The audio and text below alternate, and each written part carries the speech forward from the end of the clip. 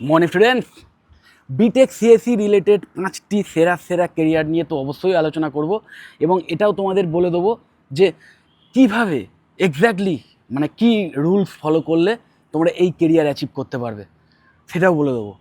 এবং এটাও তোমাদের বলে দিই তার সাথে সাথে যে এই ভিডিওটা কিন্তু তোমরা যারা এই বছরই বিটেক সিএসসি একদম এই কোর্সই চুজ করবে বলে বদ্ধপরিকর তাদের জন্য, এন্ট্রান্স এক্সাম দিয়ে হোক বা ডাইরেক্ট অ্যাডমিশনের মাধ্যমে হোক, আমি বিটেক সিএসসি কোর্সেই অ্যাডমিশন নেবো, সে যে কলেজেই হোক, মানে একদম তুমি ডিটারমাইন্ড তাদের জন্যে। দেখো, আমি তোমাদের পরিষ্কার বলে দিই একটা কথা, যে তোমরা যদি শুধু কলেজের ওপর ভরসা করে জাস্ট সিলেবাস ফলো করে যাও, যে কলেজ যা শেখাবে সেটা শিখবো, কলেজ যা পড়াবে সেটা পড়বো, কলেজ যেটুকু প্র্যাকটিক্যাল কাজকর্ম করাবে সেইটুকু প্র্যাকটিক্যাল কাজকর্ম করব, কলেজ যেটুকু ট্রেনিং দেবে সেটুকুই নেবো, এবং এইভাবে যদি কলেজের কথা ওয়াইজ চলি তাহলে গুডি গুডি হয়ে ফাইনাল ইয়ারে গিয়ে কলেজ আমাকে একটা চাকরি পাইয়ে দেবে। একদম এইভাবে যদি চলো না, তাহলে মোটামুটি 99.99% শিওর যে তুমি ইন ফিউচারে ভালো কেরিয়ার নাও করতে পারো, মানে করার চান্স সবচেয়ে কম থাকবে। ওকে, আমি তোমাদের বলেই দিই যে বিটেক সিএসসি কিন্তু একটা ভাস্ট কোর্স তো বটেই, ভাস্ট সিলেবাস, এবং প্রচুর ফিল্ডস আছে, প্রচুর এক্সট্রা নলেজ, প্রচুর এক্সট্রা স্কিলস আছে যেগুলো কিন্তু তোমাদের সিলেবাসের বাইরে গিয়েও অর্জন করতে হবে। এবং এই বিটেক সিএসসি কিন্তু প্রচুর ভালো ভালো কেরিয়ারে যাওয়ার একটা অসাধারণ গেটওয়ে হতে পারে। এবং মাথায় রাখবে, এই প্রতিটা কেরিয়ার, এই প্রত্যেকটা কেরিয়ারের জন্য কিন্তু আলাদা আলাদা স্পেসিফিক কিছু এক্সট্রা নলেজ এবং স্পেসিফিক কিছু এক্সট্রা স্কিলের ডিম্যান্ড করে। একটা কোম্পানি যখন তোমাকে চাকরি দেবে, তারা দেখে নেবে যে তুমি যে পোস্টে তাদের ভ্যাকেন্সিজ আছে সেই কাজ তুমি করতে পারো কি না।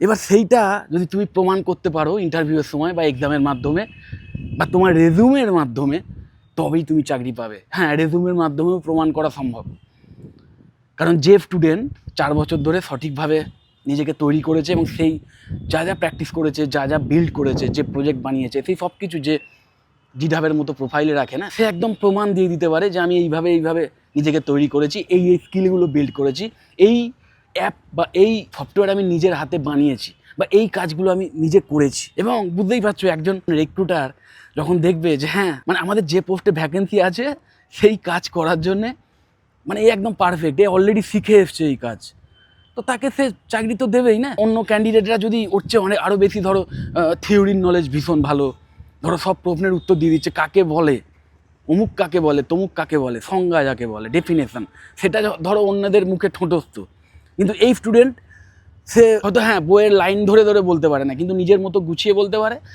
আবার তার সাথে সাথে নিজের হাতে জিনিস বানিয়েছে, নিজে হাতে কলমে কাজ করেছে, তার প্রমাণও সে দেখিয়ে দিচ্ছে।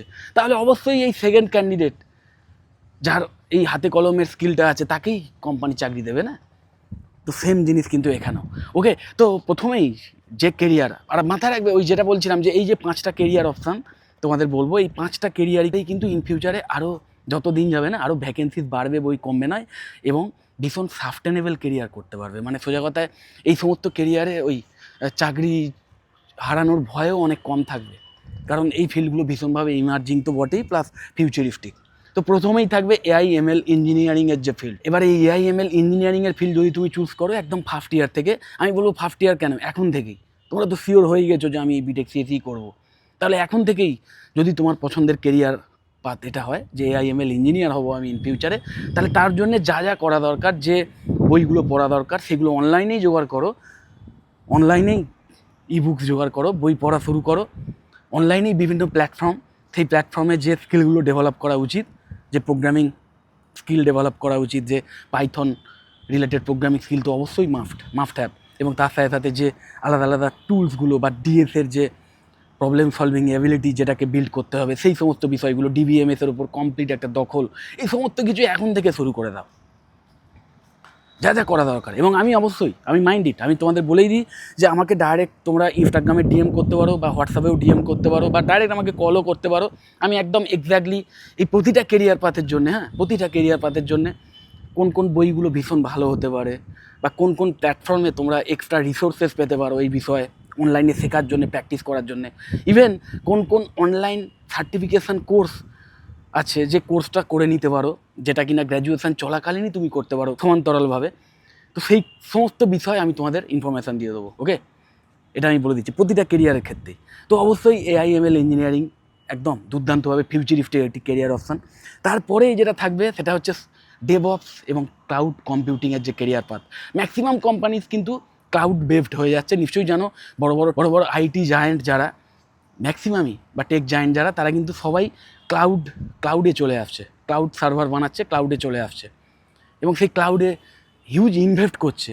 তো বুঝতেই পারছো এই ক্লাউড সার্ভারগুলো তৈরি করার জন্যে, সেইগুলোকে মেনটেন করার জন্যে এবং এই ক্লাউড বেসড যে ওয়েব ডেভেলপমেন্ট বা ক্লাউড বেসড যে সফটওয়্যার ডেভেলপমেন্টের যে টেকনিক, যেটাকে ডেভঅপস বলা হয়, ডেভেলপমেন্ট অ্যান্ড অপারেশনের কাজ একসাথে হবে, তো তার উপর এক্সপার্ট ক্যান্ডিডেটদের যে ডিম্যান্ড দিনকে দিন আরও বাড়বে বই কমবে না, সেটা বলাই বাহুল্য। তো অবশ্যই এই ফিল্ডও কিন্তু ভীষণভাবে ফিউচারিস্টিক। তারপরেই যে ফিল্ডটা থাকবে সেটা হচ্ছে সাইবার সিকিউরিটি। কারণ যত সব কিছু অনলাইনে চলে আসবে তত সেই অনলাইন প্ল্যাটফর্ম থেকে টাকা পয়সা তো বটেই, তার সাথে সাথে ডেটা, ভ্যালুয়েবল ডেটা, সেই ডেটা চুরি করার জন্যও সাইবার থিপদের আরও প্রাদুর্ভাব বাড়বে। তাদের হাত থেকে কোম্পানির যেই তথ্য ভাণ্ডার সেটাকে বাঁচানোর জন্য, সেটাকে আরও সিকিউর করার জন্যে সাইবার সিকিউরিটি এক্সপার্টদেরও চাহিদা দিনকে দিন বাড়ছে এবং ইন ফিউচারে আরও বাড়বে। তো এই সাইবার সিকিউরিটির ওপর দক্ষ ক্যান্ডিডেটদের হিউজ ডিম্যান্ড। আমার অলরেডি এই বিষয়ে, আমার অ্যাকচুয়ালি এই প্রতিটা বিষয় নিয়েই কিন্তু ডেডিকেটেড ভিডিও আছে, যে এই কেরিয়ারে যাওয়ার জন্য তোমার এক্স্যাক্টলি কী রোড ম্যাপ ফলো করা উচিত,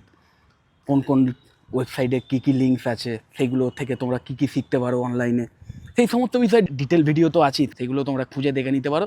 আর ওই যেটা বললাম, আমাকে ডাইরেক্ট ডিএম করতে পারো বা কল করতে পারো, আমি তোমাদের এই রিলেটেড যে রিসোর্সেস সেগুলো তোমাদের সেন্ড করে দেবো। তো সাইবার সিকিউরিটির পরেই যেটা থাকবে সেটা হচ্ছে অটোমেশন বা রোবোটিক্স। এখানে না এমবেডেড সফটওয়্যার ইঞ্জিনিয়ারদের প্রয়োজন, কারণ এই সমস্ত রোবোটিক্স বা অটোমেটেড যে সিস্টেম, সেখানে কিন্তু এমবেডেড সফটওয়্যার কাজ করে। তো সেই সফটওয়্যার রিলেটেড বা এই ইন্টিগ্রেটেড এমবেডেড সিস্টেম, তার উপর দক্ষ ক্যান্ডিডেটদের কিন্তু দিনকে দিন ডিমান্ড বাড়ছে। কারণ মাথায় রাখবে, এখনও কিন্তু রোবোটিক্স সেই লেভেলে যায়নি যেখানে মানুষের সাবস্টিটিউট হয়ে উঠতে পারে। দেখো, ভার্চুয়াল ওয়ার্ল্ডে অলরেডি এআই বা এমএল এরা কিন্তু একদম মানে ডোমিনেট করছে বলতে পারো, কিন্তু রিয়েল ওয়ার্ল্ডে, ফিজিক্যাল ওয়ার্ল্ডে কিন্তু এখনও সেই লেভেলে এআইএমএল প্রভাব ফেলতে পারেনি, কারণ রোবোটিক্স এখনও সেই লেভেলের অ্যাডভান্সমেন্টে পৌঁছয়নি, যেটা আস্তে আস্তে পৌঁছবে। ওকে, এবং যত এই রোবোটিক্সের গুরুত্ব বাড়বে বা রোবোটিক্সের আরও বেশি প্রয়োজন হবে, অটোমেটেড বিভিন্ন মানে মেশিনারিজ আরও বেশি আসবে, তো তত এই রিলেটেড যে সফটওয়্যার ডেভেলপার বা যারা এই ইন্টিগ্রেটেড সফটওয়্যার যারা তৈরি করবেন, তাদের ডিম্যান্ডও বাড়বে। তো ভীষণভাবে ফিউচারিস্টিক একটি ফিল্ড এবং ভীষণ নিশে একটি ফিল্ড, খুব বেশি ক্যান্ডিডেট নেই। ওকে, তো কম্পিটিশানও কম, তো তোমরা এই রিলেটেড কেরিয়ারও টার্গেট করতে পারো।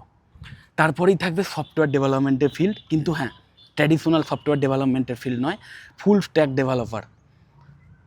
ডেভেলপার হতে হবে এবং সেই রিলেটেড যে নলেজ এবং স্কিল, সেটাকে তোমাদের এখন থেকে বিল্ড করা স্টার্ট করে দিতে হবে। এবং অবশ্যই ডেটা সায়েন্সের ফিল্ড তো থাকবেই। বিভিন্ন বিজনেস অর্গানাইজেশান, বিভিন্ন health care organisation, manufacturing unit, government sector, সমস্ত জায়গাতেই ডেটা সায়েন্টিস্টদের গুরুত্ব দিনকে দিন বাড়ছে এবং ইন ফিউচারেও বাড়বে। এবং এটাও একটা দুর্দান্ত কেরিয়ার পাথ, কিন্তু ভীষণ ফিউচারিস্টিক, হাই ইন ডিম্যান্ড, এবং ওই মোরালের সমস্ত ইন্ডাস্ট্রিতেই এর কিন্তু গুরুত্ব আছে। ওকে, তো যাই হোক, যদি এই প্রত্যেকটা কেরিয়ার সম্পর্কে আরও ডিটেলে কিছু জানতে চাও, বা ওই যেটা বললাম যে এখন থেকে স্কিল বিল্ডিং শুরু করে দিতে চাও বাড়িতে বসেই অনলাইন প্ল্যাটফর্ম ইউজ করে, তো তার জন্য যে নেসেসারি বুকসগুলো, যে বুকসগুলো, সেগুলোর কিছু কিছু লিঙ্কস তো আমার এই যদি তোমরা শর্ট ভার্সানটা দেখো, তাহলে সেই শর্ট ভার্সানেই আমি লিঙ্ক করে দেবো। তোমরা সেই বইগুলো দেখে যেটা তোমাদের প্রয়োজন সেটা তোমরা অনলাইনেই পারচেস করে নিয়ে বাড়িতে পড়াশোনা শুরু করে দিতে পারো। এবং এগুলো ছাড়াও যে অনলাইন রিসোর্সেসগুলো আছে, যে প্ল্যাটফর্মগুলো আছে, যেখান থেকে তোমরা এই রিলেটেড নলেজ পাবে, এক্সট্রা স্কিল ডেভেলপমেন্ট করতে পারবে, বা অনলাইন বিভিন্ন সার্টিফিকেশান কোর্স, সেই রিলেটেড লিঙ্কও যদি পেতে চাও, আমাকে ডাইরেক্ট ওই কল বা হোয়াটসঅ্যাপ করো বা আমাকে ইনস্টাগ্রামে ডিএম করো, আমি তোমাদের ইনফরমেশান শেয়ার করে দেবো। যদি মনে হয় ভিডিওটা হেল্পফুল, অবশ্যই লাইক করো। চ্যানেলটা যদি সাবস্ক্রাইব না করে থাকে, একটু সাবস্ক্রাইব করো, আর ভিডিও যতটা শেয়ার করে দিও। টাটা।